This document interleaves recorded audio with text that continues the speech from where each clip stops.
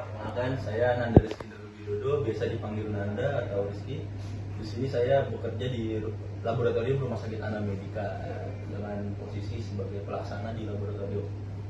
Oke, Kak, kami dari Institut Kesehatan Hermina, kebetulan kami mendapatkan tugas dari mata kuliah validasi untuk mewawancarai kakak laboratorium di sini untuk melihat gimana sih cara memvalidasi dari alat kimia analyzer, Kak. Kalau Please.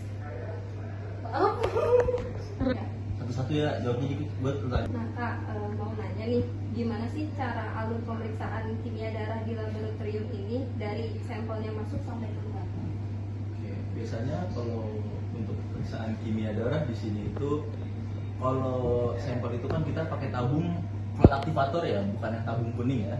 Jadi setelah sampling, kita tunggu tuh beberapa menit sampai darahnya benar-benar beku kan. Baru kita sentrifuge sampai jadi serum. Lalu kita lihat dulu permintaan ordernya apa. Kita check in sampel di sistem LIS itu kan, biar terhubung langsung ke alat.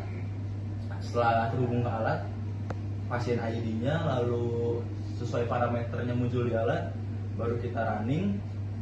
Setelah berapa menit running itu hasil udah keluar, dari alat itu langsung mengekspor hasil ke sistem LIX. Jadi kita tidak perlu ngetik manual lagi.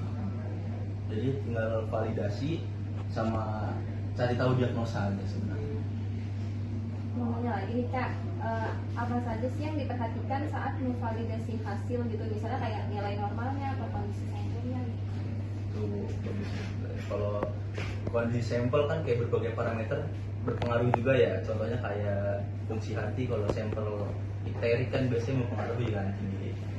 Nah, kalau sudah kita running hasilnya tinggi, biasanya kita duplok dengan alat yang berbeda.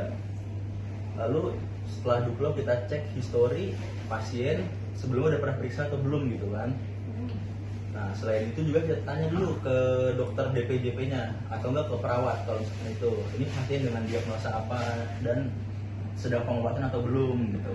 Contohnya kan banyak tuh pasien-pasien yang hasilnya beda, ternyata pasien ini setelah pengobatan gitu. Jadi kita tanya juga telusur histori pasien pengobatan atau diagnosanya gitu. Nah, tadi kan kakak nyebutin tuh kayak kalau kita harus cek dulu pasiennya mungkin pernah beroperasi atau belum gitu ya, Kak. Nah, ada nggak sih, Kak, kasus yang pernah terjadi di laboratorium RS ini terkait hasil dari kimia analyzernya, entah itu alat yang bermasalah atau mungkin karena sampelnya rusak, terus gimana, dan biasanya itu kebanyakan penyakit apa gitu? Kalau seperti itu biasanya sih kalau untuk sampel rusak palingan lisis aja sih.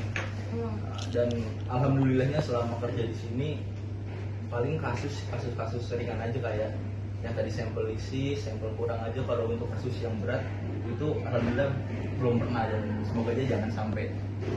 Kalau untuk kimia analyzer sendiri di sini yang paling sering diperiksa tuh kira-kira pemeriksaan apa? Paling fungsi ginjal, ureum kreatinin, sama fungsi hati S2D SGPT akhir Pak. Itu yang paling sering. Paling sering.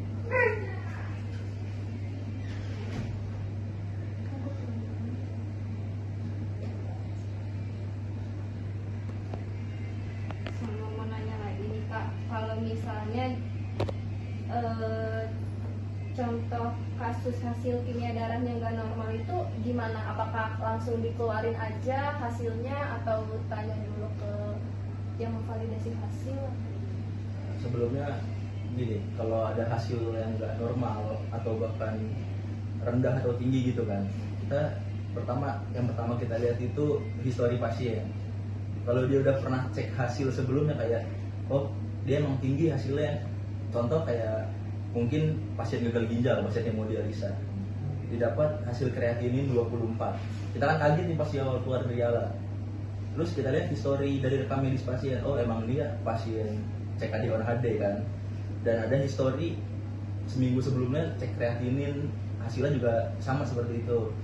Nah, palingan untuk kayak gitu, untuk memvalidasi aja kita duplo dengan alat yang beda aja. Habis itu ya udah, karena kita udah tahu emang pasien ini diagnosanya udah gagal ginjal kronis dan pasien HD juga, kita keluarkan biasanya gitu. Alat yang biasanya tadi kakak bilang pakai alat lain itu biasanya apa, manual kah atau? Sama, untuk ini kita ada dua alat kimia otomatis, tapi beda tipe. Oh. Jadi sini alatnya dua. Jadi yang satu buat duplo, yang satu ya alat utama gitu. Tapi alatnya fungsinya dua-duanya sama kah, atau ada yang lebih unggul atau? Sebenarnya sama, cuman unggulnya cuman sedikit berbeda aja sih, paling kayak lama pengerjaan sampel sama maksimal jumlah tray sampel yang bisa di running sekaligus gitu. Tahu nggak kak nama alatnya apa? Kita di sini pakai untuk alatnya BT 3500 sama Mindray CB berapa ya? 400 atau berapa gitu ya. Udah. Kayaknya cukup kak pertanyaannya. Terima kasih sudah membantu kami. Nah, Oke. Lanjut,